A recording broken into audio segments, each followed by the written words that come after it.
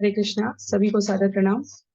श्रीमद् भागवतम महापुराण प्रश्नोत्तरी श्रृंखला में आज क्विज सेशन 26 में सभी का स्वागत है। हम सभी स्कंद 1 अध्याय 5 श्लोक संख्या 19 से लेकर 27 तक के श्लोकों को यहाँ 15 प्रश्नों के माध्यम से उत्तर देने का प्रयास करेंगे।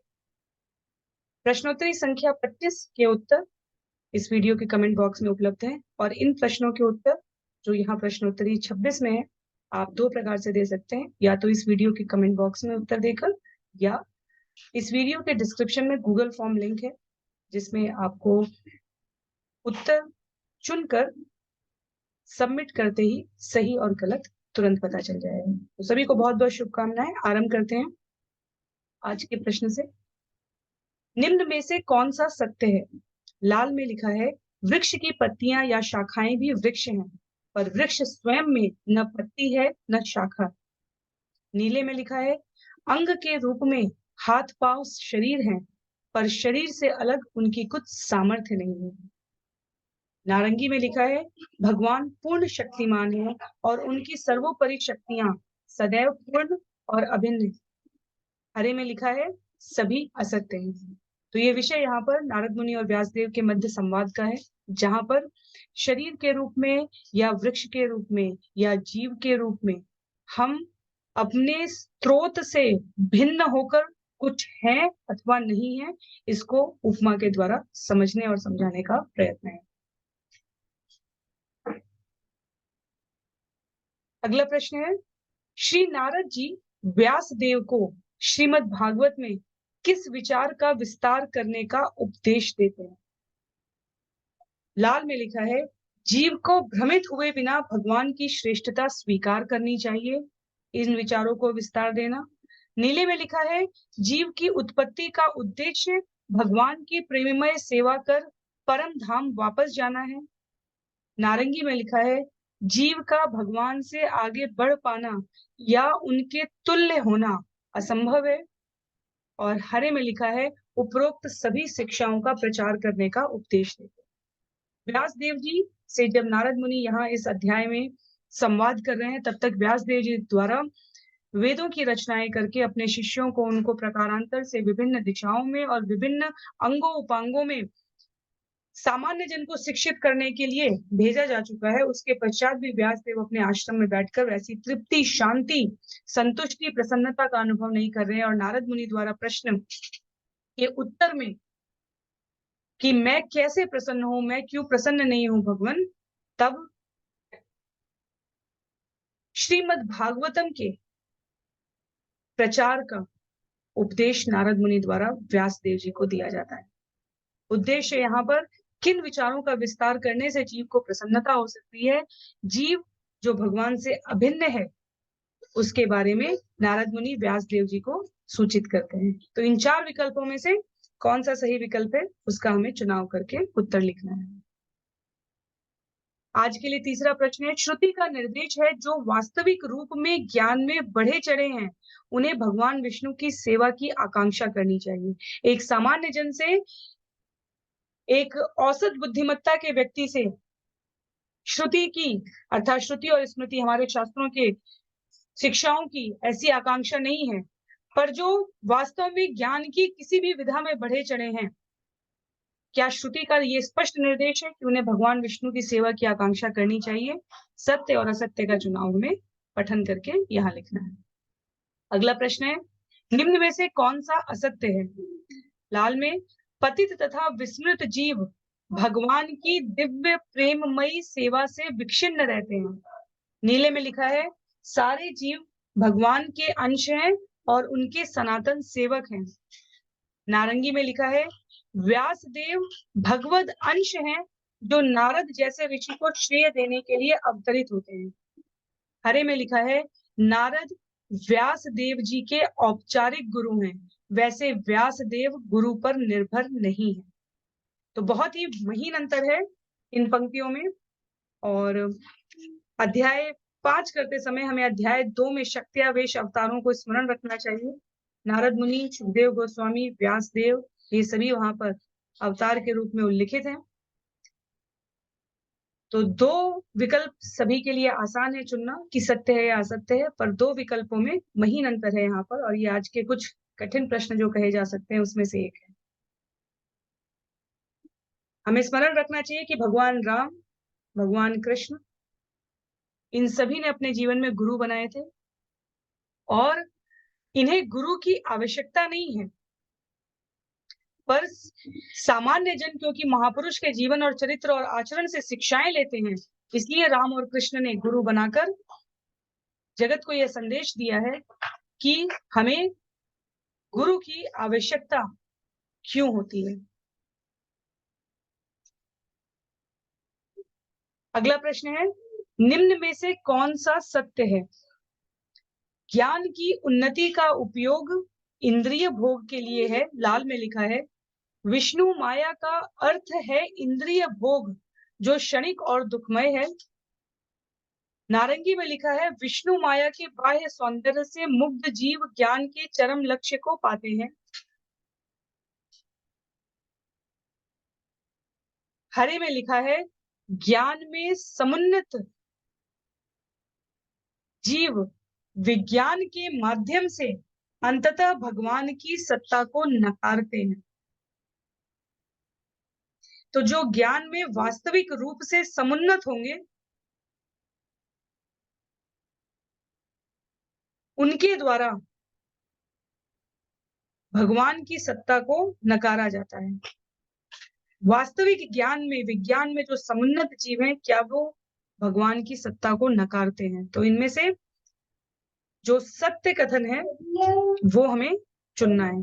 तो ये निश्चित रूप से तात्पर्य पर निर्भर है, हमें इस विषय को सम्यक रूप से पढ़ना है। तो प्रश्न संख्या 4 और 5, जो कि यहाँ पर 34 और 35 लिखा है, ये दोनों सावधानी से हमें उत्तर देने हैं। प्रश्न संख्या 6 में कला, विज्ञान, दर्शन, मनोविज्ञान, साहित्य जैसे ज्ञान की सभी शाखाओं का एकांतिक भाव से प्रयोग भगवान की सेवा के लिए करना चाहिए, ये सत्य है अथवा असत्य है? क्योंकि पिछले प्रश्न में हमने श्रुति के निर्देश को भी देखा है। जो ज्ञान में बड़े चढ़े समुन्नत लोग हैं वो वास्तव में इन साधनों का प्रयोग, इन शाखाओं का प्रयोग किस रूप में करते हैं? यहाँ पर प्रश्न है, क्या उन्हें भगवान की सेवा के लिए करना चाहिए? यदि हाँ तो इसका उत्तर सत्य है, यदि नहीं तो इसका उत्तर असत्य है। अगला प्रश्न है, भगवान की सेवा में लगा हुआ वैज्ञानिक ज्ञान तथा इसी प्रकार के सारे कार्य वास्तव में हरि कीर्तन या भगवान की महिमा का गायन है। अर्थात क्या हमें दिए गई बौद्धिकता, सामर्थ्य, संसाधन, इनका सबसे अच्छा प्रयोग, सदुपयोग इस अर्थ में है कि जब हम उन संसाधनों का प्रयोग करें भगवान की महिमा विस्तार के लिए, तो ये वास्तव में हरि कीर्तन या भगवान की महिमा का गायन जैसा होगा। क्या ये सत्य है अथवा असत्य है? प्रश्न संख्या 8 में, जो यहाँ 38वां प्रश्न है अध्याय 5 के लिए, श्री नारद मुनि के पूर्व जन्म के उदाहरण से स्पष्ट है कि, लाल में लिखा है, मनुष्य द्वारा अपनी शक्ति भगवत सेवा में लगाने से माया का भ्रम दूर हो जाता है। नीले में लिखा है, भगवान की सेवा भगवान के प्रामाणिक सेवकों की सेवा से ही प्रारंभ होती है। नारंगी में लिखा है, भगवान के सच्चे भक्त की सेवा भगवान की सेवा से अधिक मूल्यवान है। और हरे में लिखा है, उपरोक्त सभी सत्य हैं। तो नारद मुनि के पूर्व जन्म की कथा नारद मुनि यहाँ स्वयं व्यासदेव को सुना रहे हैं, और उनसे कौन से बिंदु हमारे जीवन में आचरण करने के लिए, अनुशीलन करने के लिए निकल कर आते हैं, उनको हमें यहाँ पर समझ के उत्तर देना है। क्या इनमें से कोई कथन या सारे कथन नारद मुनि के पूर्व जन्म के उदाहरण से स्पष्ट हैं? प्रश्न संख्या 9 में, नारद मुनि अपने पूर्व जन्म के बाल्यकाल अवस्था में ही अनुशासन के सतत पालन से इंद्रिय जीत अवस्था को प्राप्त कर चुके थे, ये सत्य है अथवा असत्य है? प्रश्न संख्या 40, जो कि 10वां प्रश्न है आज के लिए, शुद्ध भक्ति रिक्त स्थान रोग की तरह है, किंतु वह शुद्ध भाव में रिक्त स्थान है। तो विकल्प है हमारे, शुद्ध भक्ति साधारण रोग की तरह है किंतु वह शुद्ध भाव में असाधारण है। नीले में लिखा है, शुद्ध भक्ति संक्रामक रोग की तरह है किंतु वह शुद्ध भाव में संक्रामक है। तो संक्रामक शब्द यहाँ पर सरलता के लिए इन्फेक्शियस डिसीज की तरह है, पर ये जो इन्फेक्शन है ये भी ट्रांसेंडेंटल इन्फेक्शन है, अर्थात यदि एक बार ये संक्रामक रोग हो जाए तो फिर आप इससे मुक्त नहीं हो सकते। तो शुद्ध भक्ति ट्रांसेंडेंटल इन्फेक्शन की तरह ये ऐसी डिजीज है, संक्रामक है, किंतु वह शुद्ध भाव में इन्फेक्शियस है। नारंगी में लिखा है शुद्ध भक्ति साधारण रोग की तरह है, किंतु वह शुद्ध भाव में साधारण है। और हरे में लिखा है शुद्ध भक्ति असाध्य रोग की तरह है, किंतु वह शुद्ध भाव में असाध्य है। तो असाध्य शब्द यहाँ पर नकारात्मक रूप में है, अर्थात जिसका कोई उपचार न हो। तो भक्ति क्या हमारे जीवन में जटिलता देती है या सरलता देती है, ये विचार करते हुए हमें इन 4 विकल्पों में से सही उत्तर का चुनाव करना है। प्रश्न संख्या 41, प्रश्न संख्या 11 इस प्रश्नोत्तरी के लिए। शुद्ध भक्तों की जूठन, उदाहरण के लिए भोज्य पदार्थ, चरणामृत, पद प्रक्षालन, दिव्य भक्ति का संचार करती है, अर्थात भक्तों द्वारा ये ग्रहण कर लेने से उनके भीतर दिव्य भक्ति का संचार होता है, पर उनकी आज्ञा के बिना ग्रहण नहीं करना चाहिए। ये सत्य है अथवा असत्य है? शुद्ध भक्तों की जूठन दिव्य भक्ति का संचार करती है, पर उनकी आज्ञा के बिना ग्रहण नहीं करना चाहिए। ये सत्य है अथवा असत्य है? प्रश्न संख्या 12 में शुद्ध भक्त के संग से उनके गुणों की संक्रामकता अन्य जीव में भी आ जाती है, अर्थात शुद्ध भक्त के एसोसिएशन से जो उनकी क्वालिटीज हैं, गुण हैं, वो दूसरों जीवों को भी इन्फेक्ट कर देती हैं, संक्रामक कर देती हैं। तो इस इन्फेक्शन का, इस संक्रामकता का क्या अर्थ है?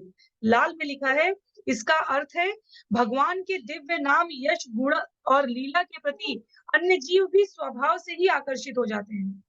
नारंगी में लिखा है, नीले में लिखा है सारी भौतिक वस्तुओं के प्रति अरुचि हो जाती है। इस संक्रामकता का ये अर्थ है।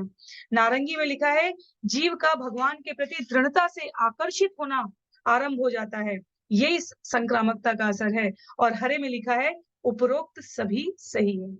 तो शुद्ध भक्त के संग से हमारे जीवन में क्या भगवान के दिव्य नाम, यश, गुण, लीला के प्रति आकर्षण आ जाता है? क्या सारी वस्तुएं भौतिक जो हैं उनके प्रति अरुचि हो जाती है? क्या जीव भगवान के प्रति दृढ़ता से आकर्षित हो जाता है? और क्या ये सारे विकल्प सही है? हमें सही चुनाव करके लिखना है। प्रश्न संख्या 13 में नारद मुनि के पूर्व जीवन से प्राप्त शिक्षा के आधार पर भगवान की कथा श्रवण का निम्न में से क्या लाभ नहीं है? तो क्या लाभ नहीं है? लाल में लिखा है भगवान की लीलाओं के श्रवण मात्र से मनुष्य भगवान का पार्षद बन सकता है।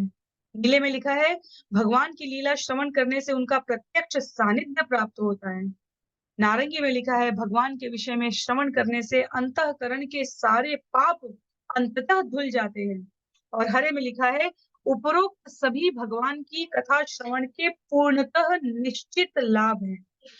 तो श्रवण नवदा भक्ति की विधियों में प्रथम विधि कही गई है, और सतत श्रवण करने से नारद मुनि के जीवन से प्राप्त जो पूर्व जीवन है उनका, उनमें कौन सी ऐसी शिक्षा है जो श्रवण के लाभ में नहीं आती है, यहाँ पर उसका हमें चुनाव करना है। अंतिम 2 प्रश्न है आज के सत्र के लिए। भौतिक जगत में अज्ञानता की तुलना रिक्त स्थान से की जाती है। लाल में लिखा है तिमिर से की जाती है, नीले में लिखा है दुख से की जाती है, नारंगी में लिखा है दिखावटी बनावटी जीवन से की जाती है, और हरे में लिखा है पापी से की जाती है। तो दिखावटी बनावटी न केवल जीवन अपितु हर क्रिया में, प्रतिक्रियाओं में। भौतिक जगत में अज्ञानता की तुलना, जो इनमें से सबसे सही विकल्प है वो हमें चुनना है।